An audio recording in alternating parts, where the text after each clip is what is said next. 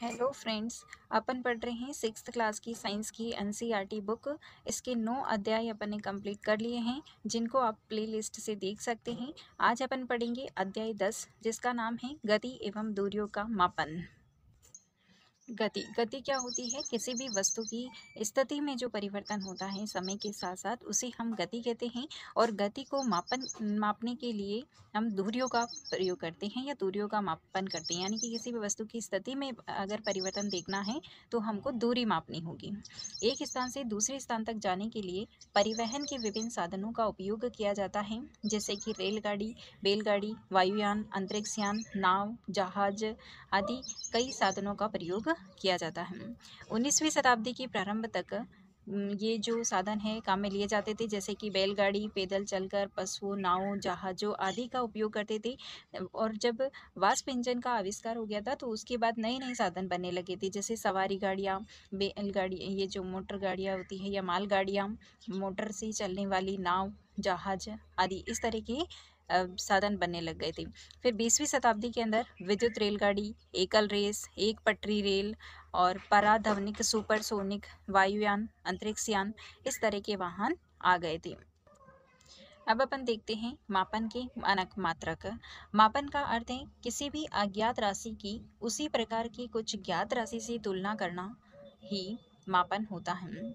और इसी के अंदर एक और ये कि जो शब्द दे रखा है मात्रक, मात्रक का अर्थ होता है कोई भी जो ज्ञात निश्चित राशि होती है उसको हम मात्रक कहते हैं। जैसे प्राचीन काल के अंदर पैर की लंबाई, अंगुली की चौड़ाई, एक कदम की दूरी ये मात्रक माने जाते थे।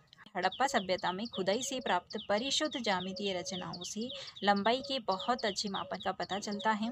प्राचीन मिस्र के अंदर कोहनी से अंगुली के छोर तक की लंबाई, जैसे हाथ कहते हैं, इसका उपयोग किया जाता था। और जो रोमवासी होते थे, रोमवासी पग अथवा कदमों से ही लंबाई को मापा करते थे। और प्राचीन भारत के अंदर जो होती है छोटी छोटी जो लंबाइयाँ होती थी उसको अंगुल की सहायता से और मुट्ठी का उपयोग करके उसको मापा जाता था। लंबाई के कुछ अन्य मात्रक जैसे कि फुट, गज, बालीसत आदि होते थे। मीटरी पद्धति, मीटरी वर्ष 1970 के अंदर फ्रांसीसियों ने मापन की एक मानक प्रणाली की रचना की, जिसे मीटरी पद्धति कहते हैं। वर्तमान के अंतर्गत एसआई मात्रक यानी कि अंतर्राष्ट्रीय मात्रक प्रणाली का उपयोग किया जाता है। जैसे लंबाई का एसआई मात्रक देखें तो वो मीटर होता है। ऐसे ही अगर कुछ फैक्ट दे रखे हैं कि पूछा जाए कि ज्यामितीय बॉक्स की लंबाई कितनी होती है तो वो 15 सेंटीमीटर का होता है। प्रत्येक मीटर जो होता है उसको 100 बराबर भागों में बांटा जा सकता है या बांटा जाता है। इसलिए जो इसका प्रत्येक एक भाग होता है वो सेंटीमीटर कहलाता है। यानी कि अगर पूछा जाए 1 मीटर में कितने सेंटीमीटर होते हैं तो 100 सेंटीमीटर होते हैं, 100 सेंटीमीटर होते हैं। और 1 सेंटीमीटर के 10 बराबर भाग किए जा सकते हैं। इसलिए इनको यानी कि इसका जो एक भाग होता है उसको 1 मिलीमीटर कहा जाता है। और इसका जो 1 सेंटीमीटर होता है उसको हम 10 मिलीमीटर के बराबर रखेंगे, क्योंकि इसके 10 बराबर भाग किए जा सकते हैं। इसी प्रकार अगर हम जो ज़्यादा लंबाई की दूरियां होती है या लंबी लंबी जो दूरियां होती है उसके मापन के लिए हम किलोमीटर जो मात्रक होता है उसका उपयोग करते हैं। 1 किलोमीटर के अंतर्गत 1000 मीटर होते हैं। कितने? 1000 मीटर होते हैं। इसी प्रकार अगला टॉपिक दिया हुआ है कि लंबाई की यथार्थ यानी कि परिशुद्ध माप कैसे ज्ञात करते हैं। तो पहले प्राचीन समय के अंतर्गत जो है कई सारे फीते वगैरह इस तरह से भी मापे जाते थे और अभी भी इनका यूज़ करते हैं। जैसे कि यहाँ पे लंबाई को मापने के लिए हम मीटर पैमाने का उपयोग कर सकते हैं। और जो दर्जी वगैरह होते हैं वो फीते का उपयोग करते हैं। कपड़े के जो व्यापारी होते हैं वो मीटर छड़ का उपयोग करते हैं। इसी प्रकार वृक्ष का जो घेर मापने हैं तो हम फीते का उपयोग करते हैं। पेंसिल की लंबाई मापने के लिए ज्यामितीय बॉक्स का उपयोग किया जाता है। लंबाई को मापते समय कई प्रकार की सावधानियां रखी जानी चाहिए, जैसे कि पैमाने को वस्तु के संपर्क में लंबाई के अनुदिश रखना चाहिए। और इसी प्रकार अगर टूटे हुए सिरे वाला पैमाना है तो उसको अन्य पूर्णांक से काम में ले सकते हैं और फिर अंत में उस पाठ्यांक से घटाना। यानी कि इसके अंदर तो ये है कि जो भी वस्तु हमको या जिस भी वस्तु की लंबाई हमको देखनी है उसके अनुदिश रखना है। यानी कि जैसे इस बुक की इस नोटबुक की अगर हमको लंबाई देखनी है तो हम स्केल को इस तरह से जो है सीधा रखेंगे, बिल्कुल इसी के अनुदिश इसको रखेंगे। और यहाँ पे सेकंड पॉइंट ये है कि टूटे सिरे वाला अगर पैमाना है, यानी कि अगर हमारे स्केल का कोई कोना टूटा हुआ है तो जैसे किनारे पर 0 1 तक टूटा हुआ है तो हम 2 से ऐसे माप सकते हैं, लेकिन जहाँ से भी हम लेंगे उसको बाद में उसमें से घटाना होता है। और तीसरा पॉइंट ये ध्यान में रखना होता है कि माप लेने के समय आँख की स्थिति महत्वपूर्ण होती है। यानी कि माप जब हम ले रहे होते हैं तो आँख आँख की स्थिति जो होती है बिल्कुल जहाँ हमको माप लेना है जहाँ का, उसके बिल्कुल सीध में होनी चाहिए सही स्थिति में। अगर हमको किसी वक्र रेखा की लंबाई ज्ञात करनी हो तो वक्र रेखा की लंबाई यानी कि इस तरह से जो लहरदार कुछ भी रेखा होती है तो वो वक्र रेखा होती है। और इस तरह की रेखा की लंबाई नापने के लिए हम मीटर पैमाने को उपयोग में नहीं ले सकते हैं। इसके लिए हम धागे का उपयोग करते हैं और धागे को उस वक्र रेखा के सारे इस तरह से उसकी लंबाई हम नाप लेते हैं और उसके बाद में उस धागे को सीधा रख के हम स्केल की सहायता से उसकी सीधी दूरी निकाल सकते हैं। अब आगे अगला पॉइंट दे रखा है कुछ विराम और गतिशील वस्तुएं। गतिशील वस्तुएं वे होती हैं जो कि गति करती हैं, जैसे कि उड़ती हुई चिड़िया, घड़ी में सुइयों की गति, ये गतिशील वस्तुएं होती है। और विराम वस्तुएं वे होती हैं जो कि गति नहीं करती है, जैसे टेबल, कुर्सी, इस तरह की जो गतियाँ होती हैं इस तरह की जो वस्तुएं होती है वो विराम वस्तुएं हो जाती है जो स्थिर रहती हैं।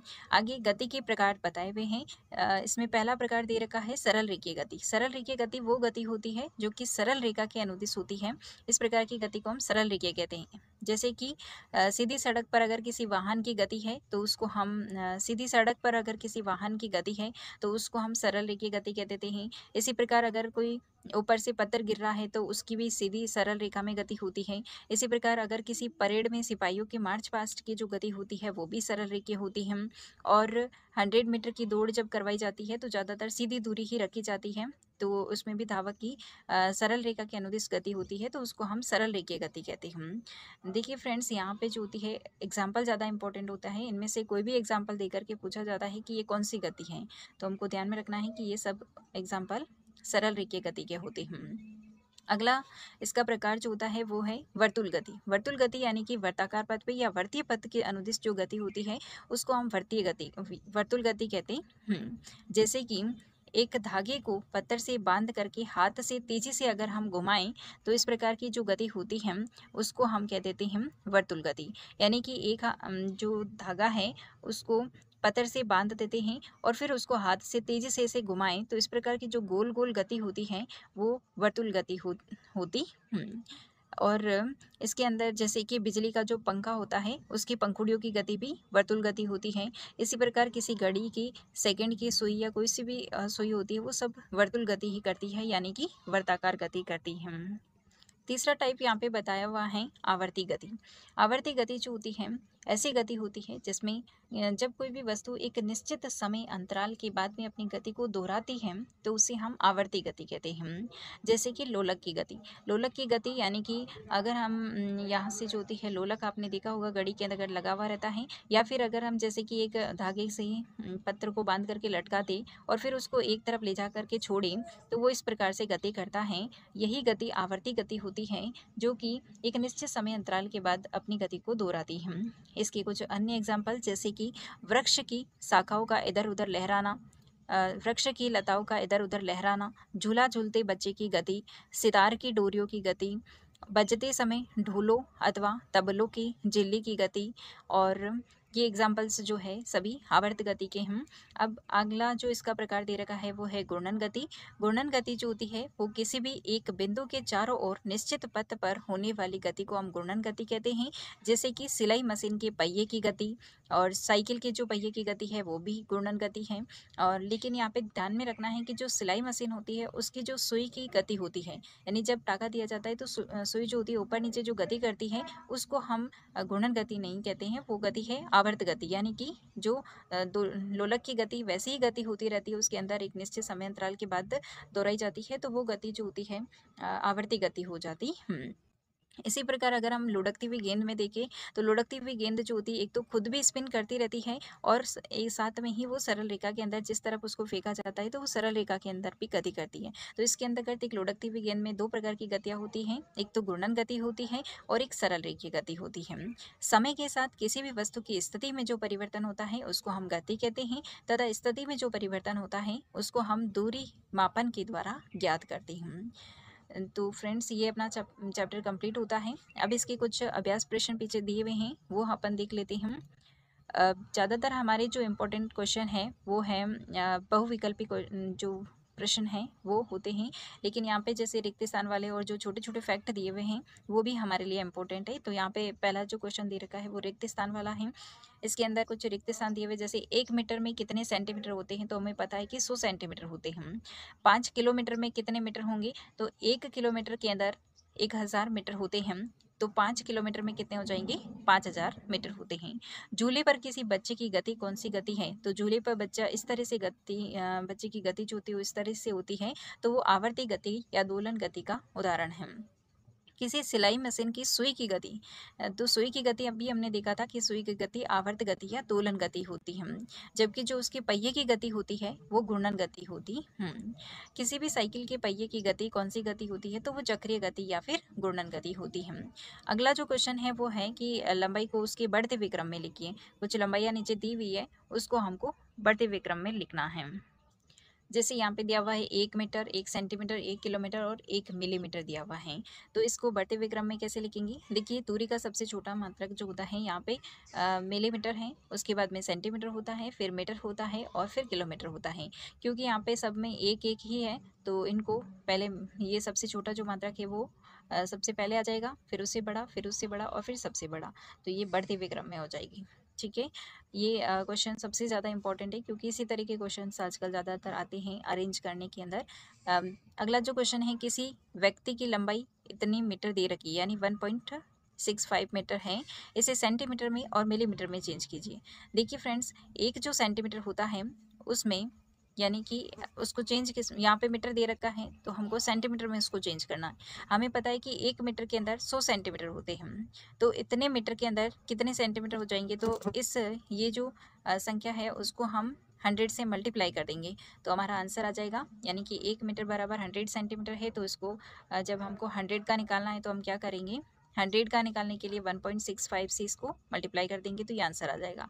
उसी प्रकार हमको आगे दे रखा है कि इस मीटर को मिलीमीटर के अंदर चेंज करना है। मिलीमीटर के अंदर चेंज करना है तो हमें पता है कि एक जो मीटर होता है उसके अंदर 1000 मिलीमीटर होते हैं। कितने मिलीमीटर होते हैं, 1000 मिलीमीटर होता है, तो 1000 मिलीमीटर से इसको मल्टीप्लाई कर देंगे तो ये आंसर आ जाएगा हमारा। ठीक है, आगे अगर हमको मीटर को किलोमीटर में बदलना हो तो हमें पता है कि जो 1 किलोमीटर होता है वो 1000 मीटर के बराबर होते हैं।